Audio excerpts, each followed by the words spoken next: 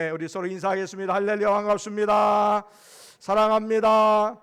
축복합니다. 또 비전회에서 또 우리 사무실에서 또 영상으로 예배하는 모든 분들에게 하나님의 은혜가 가득하시기를 원합니다. 대림절 오늘 네 번째 주일이고 또 성탄절을 앞둔 그런 주일입니다. 이 땅에 오신 예수님, 또 이 땅에 다시 오실 예수님께 감사함으로 또 소망하며 나아가는 귀한 시간이 되시기를 원합니다. 이러한 절기에는 하나님께서 우리에게 슬기로운 다섯 처녀와 같이 재림을 준비하고 다시 오실 예수님을 준비하는 지혜로운 사람이 되어야 되는 줄 믿습니다. 잠언에 있는 말씀은 아들이 아버지로부터 지혜의 말씀이 무엇인가를 듣고 또 그 말씀이 무엇인가를 대답하는 그러한 내용의 형식으로 구성되어 있습니다. 본문에 있는 말씀에도 어리석은 자가 행하는 길, 또 지혜로운 자가 행하는 길에 대한 말씀이 나옵니다. 그래서 지혜로운 자의 길을 행할 것인가, 아니면 어리석은 자의 길을 행할 것인가에 대한 선택을 하라라고 우리에게 요구를 하고 있습니다. 그래서 1절부터 6절까지에 있는 말씀은 지혜로운 여인이 우리를 초청하는 것이고, 또 13절부터 마지막 18절까지에 있는 말씀은 어리석은 여인이 초청하는 것이다 라는 것이지요. 그 중간에 있는 7절부터 12절까지에 있는 말씀은 지혜의 내용에 대해서, 지혜의 원리에 대한 부분들을 설명하고 있는 것이 본문 9장에 있는 말씀입니다. 그래서 이 아들이 어리석은 자의 길을 선택했는가, 아니면 지혜로운 자의 길을 선택했는가, 지혜로운 여인이 초청하는 길에 초대를 받고 응했는가, 아니면 어리석은 여인이 초대한 그 초대의 그 길에 응했는가 라고 하는 부분들은 9장에 나오지는 않지만 잠언 31장 10절에서 31절에 있는 말씀에 현숙한 여인의 노래라고 하는 대목에서 이 잠언의 결론이 나오는데, 우리는 추측하건대 이 잠언에서 어리석은 여인의 초대와 또 지혜로운 여인의 초대 가운데에 지혜로운 여인의 초대에 응함으로 그가 아름다운 온전한 가정을 이루어서 좋은 공동체의 모범이 되었다는 사실을 우리가 알 수가 있습니다. 오늘 동일하게 오늘 잠언 9장에 있는 말씀에 지혜로운 여인과 또 어리석은 여인이 동시에 잔치를 베풀게 됩니다. 잔치를 베풀면서 1절에 있는 말씀에 보니까 지혜의 집에 7 기둥이 있다라는 말씀이 나옵니다. 여러분, 우리 교회도 기둥이 있는데 주로 건물에는 기둥이 4개만 있어도 앞쪽 또 뒤쪽 2개씩 4개만 있어도 이 건물이 유지가 되는 것을 알 수가 있는데, 이 건물의 기둥이 7개였다라는 것은 그만큼 튼튼하다, 완전하다. 7이라고 하는 숫자는 완전수니까 완벽한 곳이다 라는 것이죠. 지혜는 하나님을 이야기하는데 지혜의 집, 그러니까 하나님의 집, 천국을 이야기하는 것이죠. 그래서 천국은 완전한 곳이다 라는 것입니다. 그 완전한 그런 천국에서 잔치를 준비하고 있는데, 고기를 잡고 그 다음에 포도주를 혼합하게 되고 상을 차리는 그러한 잔치가 준비되게 됩니다. 과거에는 지금은 많이 먹는 거에 대해서 그렇게 서로가 이게 좋아하고 또 그거에 대해서 크게 이렇게 관심은 갖지는 않지만, 과거에는 어떤 집에 잔치가 이루어지면 혹시 좋은 일이라든지 혹시 좋지 않은 일들 가운데 있을 때에 이 상차림에 대해서 저 집은 부잣집이구나 아니면 저 집은 좀 가난한 집이구나, 잘 차렸구나 못 차렸구나, 이게 늘 우리의 관심사였음을 알게 되지요. 그런데 오늘 지혜로운 여인이 만든 잔치에는요, 고기로 잔치를 준비했다는 거예요. 이거 부잣집이라는 것이지. 또 풍성하다라는 것을 우리가 알 수가 있습니다. 포도주를 혼합했다라고 하는 것은 꿀이나 또 이 향료를 이렇게 넣어가지고 혼합해서 아주 완벽하고 이 품위가 있고 또 기품이 있고 이 품질이 아주 좋은 포도주로 만들었다는 것이죠. 그래서 먹을 만한 완벽한 음료를 준비했음을 보게 됩니다. 상도요, 그냥 상다리가 어떻게 해요? 무너질 정도로 부서질 정도의 그러한 상차림으로 넉넉하게 차리고 있음을 보게 됩니다. 잔치를 다 이 지혜로운 여인이 준비하고 여인을 시켜서 종을 시켜가지고 이 성읍의 제일 높은 산 위에 보냅니다. 그래서 거기서 사람들 초대하는 것이죠. 당당하게 자랑스럽게 공개적으로 오라, 잔치 자리에 오라 라고 초대를 하고 있다라는 것입니다. 그런데 반면에 어리석은 여인의 초대가 우리가 봉독하진 않았지만 13절부터 18절에 있는 말씀에 나옵니다. 동일하게 이 어리석은 여인도 잔치를 준비했습니다. 그런데 잔치를 준비하는 것이 아니라 그냥 한 거예요. 말만 13절에 있는 말씀에 보니까 떠들며 그랬습니다. 실제로 준비하지 않고 말만 무성한 거예요. 말은 우리 잔치하니까 이렇게 준비, 이렇게 말만 하는 거죠. 말만 하면서 준비했다 하고요. 또 본문에 있는 말씀에 보니까 음식 준비하는 것이 뭐냐면 도둑질하는 것이에요. 그리고 먹지 못할 그런 것, 몰래 먹을 그런 음식, 도둑질해서 얻은 음식으로 잔치를 준비한다라는 것이죠. 이 지혜로운 여인이 이 산 위에서 공개적으로 초청하는 것에 반해서 이 어리석은 여인은 지나가는 그런 집 앞에서, 그다음에 성읍에 앉은 자리에서, 높은 데 앉은 자리에서 오라라고 지나가는, 그냥 긴급하게 바로바로 그 옆에서 은밀하게 초대하는 그러한 어리석은 여인의 초대가 있다라는 것이지요.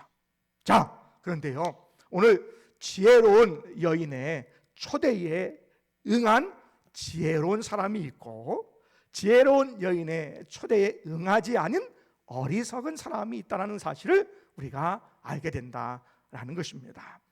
어리석은 사람이 누구일까? 본문에 있는 말씀에는 바로 거만한 자다 그랬습니다. 우리 7절과 8절에 있는 말씀을 다시 한번 함께 봉독해 올리겠습니다. 7절과 8절만 읽겠습니다. 시작. 거만한 자를 징계하는 자는 도리어 능욕을 받고 악인을 책망하는 자는 도리어 흠이 잡히느니라. 거만한 자를 책망하지 말라. 그가 너를 미워할까 두려우니라. 지혜 있는 자를 책망하라. 그가 너를 사랑하리라. 아멘. 거만한 자에게 오라라고 초대를 하고 또한 가르치고 그렇게 했는데, 거만한 자는 오히려 그 초대에 응하지 않고 도리어 반대하고 반발했다라는 것입니다. 여기에서 거만이라고 하는 말은 입을 삐죽거리다라는 그런 뜻을 가지고 있어요. 그리고 조롱하다, 비웃다라는 뜻을 가지고 있습니다. 자기에게 훈계하는 사람에 대해서 입을 삐죽삐죽하는 거예요. 그리고 비웃고 조롱하는 거예요. 그래서 이 거만한 자에게 훈계하지 말라, 징계하지 말라. 오히려 수치를 당하고, 오히려 나를 그렇게 했어? 내가 오히려 안갚음이 된다, 흠 잡히게 되니까 훈계하지 말라, 징계하지 말라, 이렇게 말씀하고 있습니다. 거만한 사람은 모든 사람을 낮게 봅니다. 여러분, 교만한 사람이 있고 거만한 사람이 있습니다. 교만한 사람은 다른 사람하고 나하고 비교해 봅니다. 비교해 가지고 나는 너보다 좋아, 나는 너보다 나아. 그래서 다른 사람과 비교해서 다른 사람을 낮게 보는 사람이 교만한 사람이고, 거만한 사람은 위아래가 없습니다. 내가 이 세상에 제일 잘났어요, 내 말이 제일 옳아요. 그래서 어떤 모임에 가든지 어떠한 모임에 결정을 하든지 내가 하고자 하는 대로 해야 직성이 풀려요. 그래서 안하무인입니다. 누구 말도 듣지 않습니다. 이 세상에 내가 제일 똑똑하고 다른 사람 생각은 다 틀렸어요. 그런 사람이 거만한 자다라는 것이죠.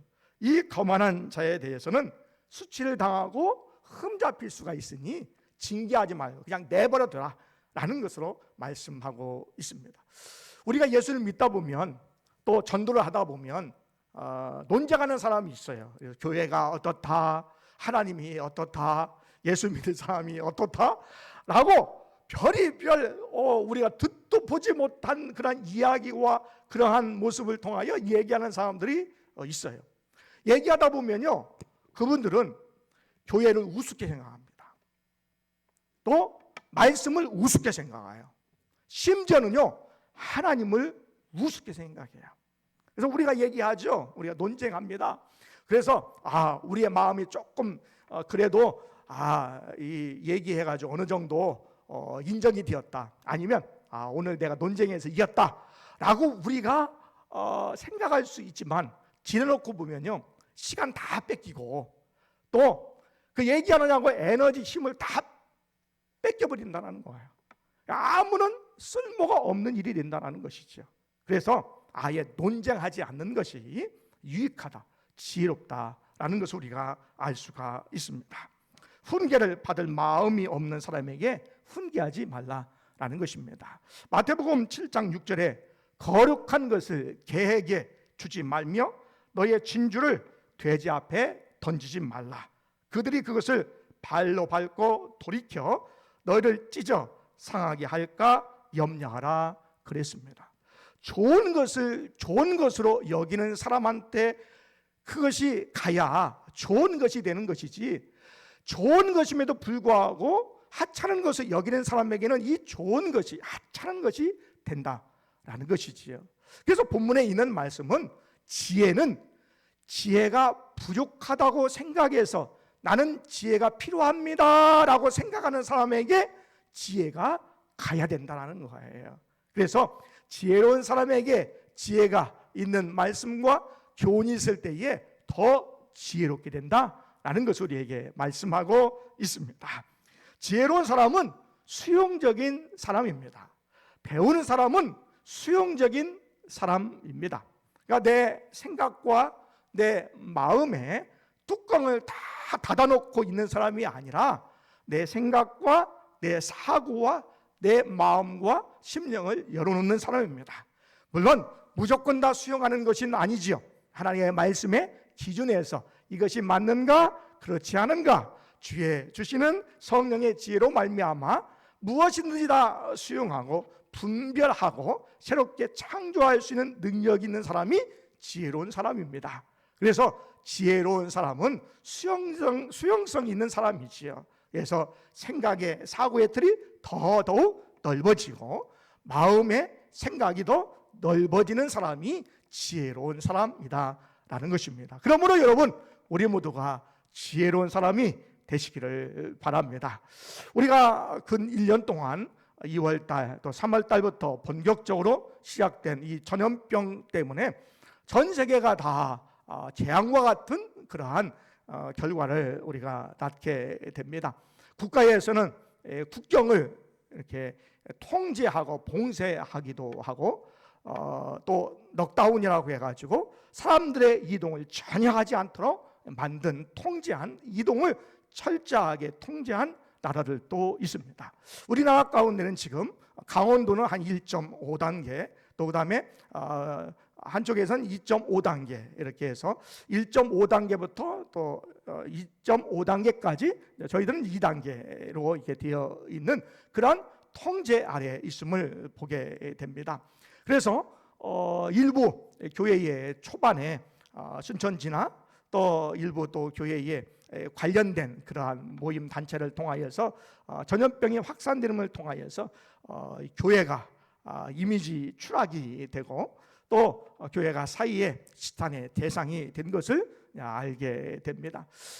또 정부가 통제함을 통하여서 예배를 금지하게 하기도 하고 또 예배를 자제하라고 하고 그다음에 모임과 활동 이런 것들 모임을 금지하고 절제하고 이렇게 하라라고 하고 심지어는 민간 단체나 국방부나 또 사회 단체나 또 우리의 자녀들이 또 마을에서 우리 볼 때에 예수 믿는 자에 대해서 예배나 모임에 대해서 활동에 대해서 지극히 부정적이고 행정적인 처리를 통하여서 신앙생활 하기를 어렵게 만드는 일부의 행태도 있음 우리가 알게 됩니다. 우리가 이러한 상황 가운데 우리가 어떻게 지혜롭게 살아가야 될까라는 것입니다. 그럼에도 불구하고 우리 하리께 우리 성도님들께서 3월 달부터 시작된 그런 과정 중에 교회에서 잘 발빠르게 대처할 수 있도록 잘 협조해 주시고 잘 따라주셔서 우리 성도님들이 신앙의 부분들을 잘 이어가고 또 신앙생활 할 수 있도록 여러분이 열정을 가지고 헌신하게 된 것 참 하나님의 은혜인 것을 알게 됩니다.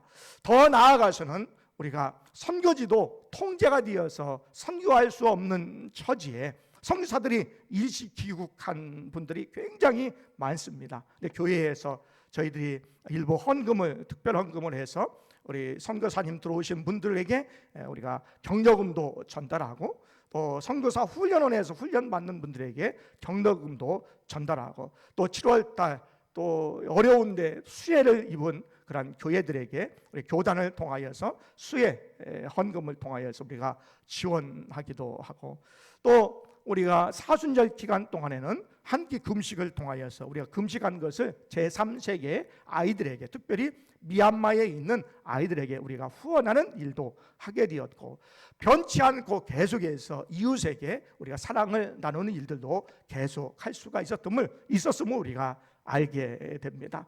또 하나 또 긍정적인 것은 정부가 계속해서 예배와 또 활동에 대해서 지나치게 간섭할 때에 전에는 보수나 아니면 진보나 아니면 중간에 있는 또 여러 가지 단체들이 정부와 또 대화하며 이런 일들이 없었는데 지금은 기독교 총연합이라고 하는 단체가 대표성을 띠고 정부의 정책과 또 예배에 대한 부분들을 단계를 올릴 때마다 협의를 먼저 하고 그 일을 할 수 있도록 대안을 제시하는 것이 긍정적인 측면인 것을 우리가 보게 됩니다. 또한 우리에게 있어서는 갑자기 예배를 우리가 드릴 수 없고 온라인으로 드릴 수밖에 없는 처지에 내가 신앙이 어느 정도 있는가 각자가 여러분이 판단할 수 있었던 그러한 좋은 기회도 됩니다. 또한 교회에서 생각할 때에 또 제가 생각할 때에 예배의 본질이 무엇인가? 온라인 예배 드려도 예배인가? 우리가 가정에서 주일날 예배를 못 드려도 교회에 나와서 예배를 못 드려도 예배로 우리가 드렸다고 얘기할 수 있겠는가? 라고 하는 예배 본질에 대한 부분들을 다시 한번 생각하게 되고 또 우리가 편리하게 수동적으로 목회자를 통하여서 또한 교회의 안내자를 통하여서 예배위원들을 통하여서 드렸던 예배를 통하여서 수동적이고 편리하게 드렸던 예배가 아니라 우리가 일상에서 얼마나 하나님께 예배로 나아가는 것이 중요한가라는 것을 우리가 알게 되었습니다. 또 한 가지는 기독교의 문화가 세상의 문화에 앞서가던 것이 이제 어느 순간에 다 뒤처져서 세상의 문화를 쫓아가는 오히려 교회에서 세상의 문화를 받아들여 가지고 그것을 활용할 수밖에 없는 처지가 이루어져 있었는데 이제 온라인 예배가 되고 또 아이들에게 다음 세대를 교육하다 보니까 기독교 문화의 콘텐츠를 만들어서 어떻게 하면 우리 아이들에게 또한 교인들에게 우리가 복음을 전하고 말씀을 전하고 또한 믿지 않는 자들에게 우리가 이 언태특 시대에 서로 대면할 수 없는 시대에 복음을 전할 수 있을까에 대한 부분들을 우리가 생각할 수 있었다라는 것입니다.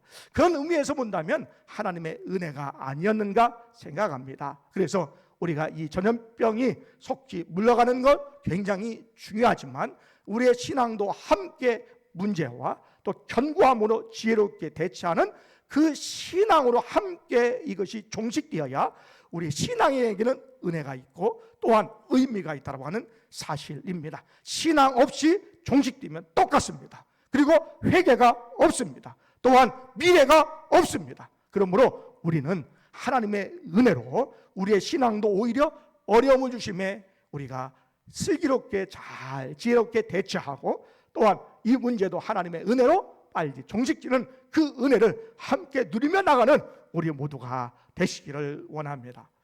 우리가 서로의 그러한 의견의 어떤 그 불일치가 없이 이 전염병이 시작된 것은 인간의 욕심과 탐욕에서 진행되었다라는 것을 우리가 다 알고 있습니다. 그것은 내가 스스로, 인간이 스스로 지혜롭다라고 하는 생각에서 출발합니다. 그러면 왜 그랬을까? 하나님의 말씀을 멀리하는 거죠. 하나님을 멀리하게 됩니다. 그 결과가 탐욕으로 나오고요, 그것이 죄로 나옵니다. 그리고 그것이 죄악으로 나오고 그것이 사망으로 나올 수밖에 없다라는 것이죠. 그러므로 우리는 이 시대를 살아갈 때에 또한 주님 오심을 기다리면서 끝까지 지혜로운 자의 삶을 살아가야 되는 줄 믿습니다. 그러면 지혜는 어디에서 올까라는 것이죠. 우리 10절에 있는 말씀을 우리 한번 같이 읽어보겠습니다. 10절에 있는 말씀입니다. 시작. 여호와를 경외하는 것이 지혜의 근본이요 거룩하신 자를 아는 것이 명철이니라. 아멘. 여호와를 경외하는 것이 지혜의 근본이다, 지혜의 원천이다, 지혜의 시작이다 라는 것입니다. 그래서 지혜는 여호와에게서부터, 하나님으로부터 온다라는 거예요. 지혜는 세상으로부터 오는 것이 아닙니다. 하나님으로부터 오는 것이 지혜입니다. 또 지혜는 하나님이라고 볼 수도 있다라는 것이지요. 그래서 이 지혜는 하나님으로부터 오기 때문에 우리가 하나님을 아는 것이 필요하다라는 것이지요. 하나님이 누구신가를 알아야 되는데 우리는 그냥 하나님을 알 수가 없습니다. 하나님이 우리에게 하나님이라고 보여주셔야 하나님 것을 우리가 알 수 있는데 그것을 계시라라는 것이죠. 계시는 커튼을 연다라는 뜻을 가지고 있습니다. 밖에의 광경을 보기 위해서는 커튼을 열어야 밖에 있는 광경을 볼 수 있듯이 하나님이 자신의 커튼을 열어주셔야, 자신을 보여주셔야 우리가 하나님을 알 수 있다라는 것입니다. 우리가 명확하게 알 수는 없어도 어렴풋하게 신이 있다, 하나님이 있다라는 것을 알 수 있는 방법이 있는데 그것을 우리의 양심을 통해서 알 수 있습니다. 예수 믿지 않은 사람, 예수님을 알지 못하는 사람들도 양심이 다 있습니다. 이 양심을 통하여서 하나님이 계시구나, 아니면 절대자가 있구나, 신이 있구나 라고 알 수가 있는 것이죠. 또한 우리의 지식, 또한 정보와 또한 우리의 의적인 부분을 통하여서 하나님이 계시구나 라고 어렴풋하게 알 수 있습니다.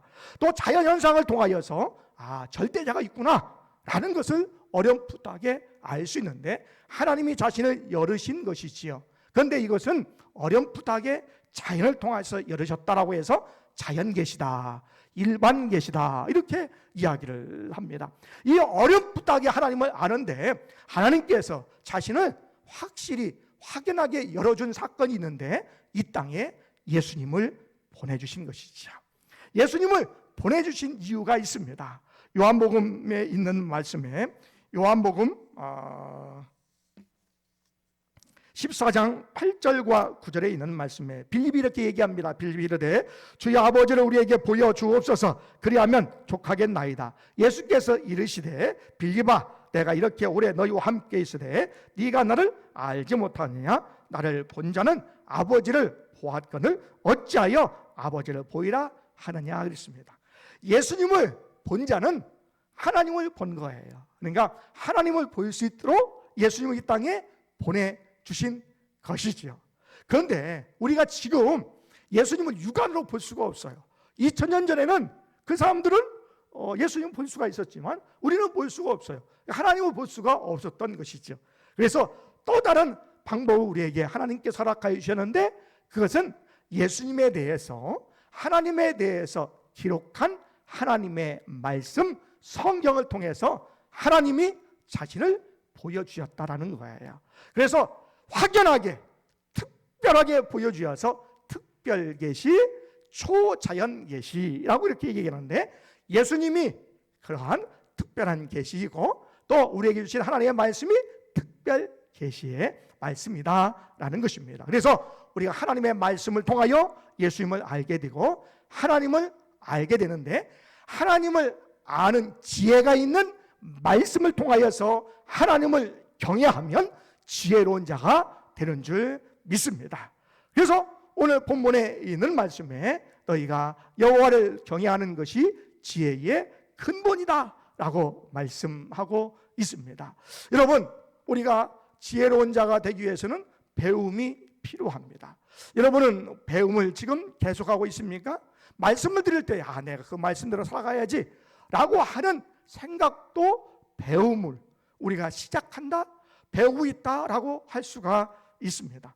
여러분, 주님 오실 때까지 여러분 배움을 포기해서는 안 됩니다. 여러분, 신앙의 배움과 기초가 튼튼해야 여러분 견고한 신앙인이 될 수가 있습니다. 또 하나님께 영광 돌리며 하나님을 기쁘시게 하는 삶을 살아갈 수가 있습니다. 더 나아가서 우리의 삶이 풍성해지는 은혜를 경험하게 됩니다. 그러니 여러분, 하나님께서 이 땅에 예수 그리스도를 다시 보내실 때까지 우리가 지혜로운 사람이 되기 위해서 하나님의 말씀의 지혜를 배워나가는 여러분 되시기를 원합니다. 오늘 본문에 있는 말씀, 우리 13절에 있는 말씀을 11절에 있는 말씀을 다시 한번 읽어보겠습니다. 11절에 있는 말씀입니다. 읽습니다. 시작.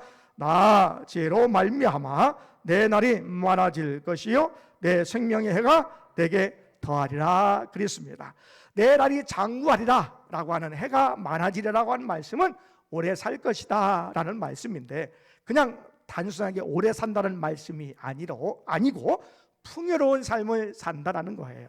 하나님의 은혜를 풍성히 받으며 체험하며 나가는 삶을 살아가는 것이죠.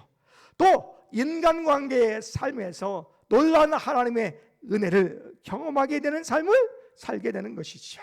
또한 우리가 물질적인 영역에서도 하나님께서 기름지고 풍성한 물질을 허락하여 주시는 놀라운 은혜의 삶을 살아가는 것, 그것이 바로 장구한 삶, 또 하나님의 은혜를 경험하는 삶을 살아가게 되는 줄 믿습니다. 그래서 우리가 2021년도에 새해는 말씀의 지혜를 배우는 그러한 교회 또 성도에 대한 부분들을 우리가 함께 고민하고 실천하려고 그럽니다. 그래서 계속해서 우리가 주일 예배의 말씀은 말씀 통하여서, 또 예배의 또 말씀 시리즈를 통하여서 우리가 말씀을 가까이 하는데, 우리가 재림을 준비하는 성도의 자세에 대한 데살로니가 후서에 있는 말씀을 우리가 마치게 되면 또 말씀을 우리가 계속해서 배우고 또 말씀을 실천할 수 있는 그러한 말씀을 준비해서 전할 예정에 있습니다.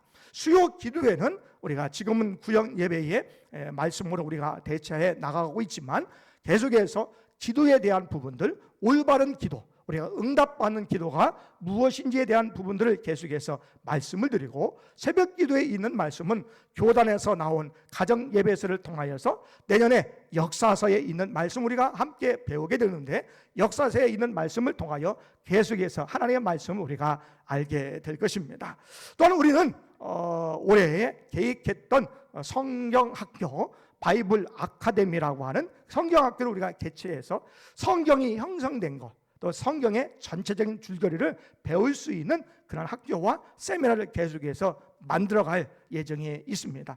계속해서 우리가 성경 공부반이 소그룹으로 계속되고 있는데, 우리가 대면에서 함께하기 어려우면 계속해서 온라인으로 우리가 인터넷상에서 배울 수 있는 그런 환경을 계속해서 만들어가려고 합니다. 그래서 지난 주간에 인터넷상에 300명이 동시에 들어와서 함께 성경 공부하고 강의를 들을 수 있는 인터넷의 공간을 마련해 놓았습니다. 그래서 기회가 되면 우리가 예배에서 우리가 할 수 없었던 것, 또 우리가 함께 대면에서 할 수 없었던 것을 우리 공개 강좌를 통해서 우리가 동시에 모든 교인들이 함께 들어와서 거기에서 성경 공부하고 또 말씀을 듣고 할 수 있는 그러한 시간을 만들어갈 예정에 있습니다. 그리고 여러분이 하나님의 말씀을 계속해서 읽으셔야 됩니다.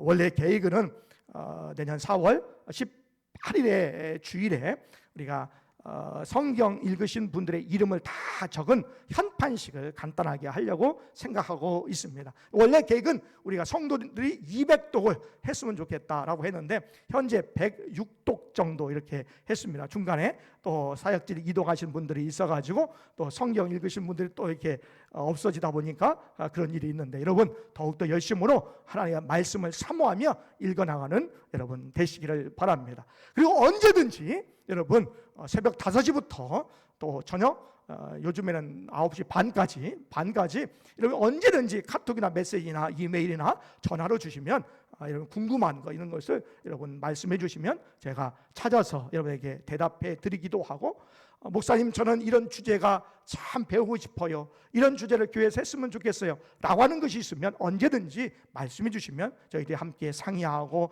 조정해서 함께 배울 수 있는 시간을 만들어 가려고 그럽니다. 여러분 하나님의 말씀을 더욱더 여러분 견고하게 잘 기초부터 닦고 또 배워나갈 수 있는 여러분 되시기를 원합니다. 그러면 지혜로운 사람이 됩니다. 하나님을 경외하는 것이 바로 하나님의 말씀 속에 들어있기 때문에 바로 하나님을 경외함을 통하여서 지혜로운 사람이 되는 줄 믿습니다. 주님 재림하실 때에 지혜로운 다섯 처녀와 같이 신랑을 준비했듯이 오늘 우리들도 주님 이 땅에 재림하실 때까지 우리가 슬기롭게 지혜롭게 주의 재림을 준비하고 우리의 삶도 풍성한 삶으로 지혜로운 삶으로 하나님 원하시는 삶으로 살아가서 또 하나님의 놀라운 축복과 은혜를 경험하여 받는 우리 모두가 되시기를 바랍니다. 그래서 더욱더 지금까지 잘 해오셨지만 새해 또 지금부터라도 하나님의 말씀에 지혜를 잘 배움으로 풍성한 삶을 살아가는 우리 모두가 되시기를 원합니다.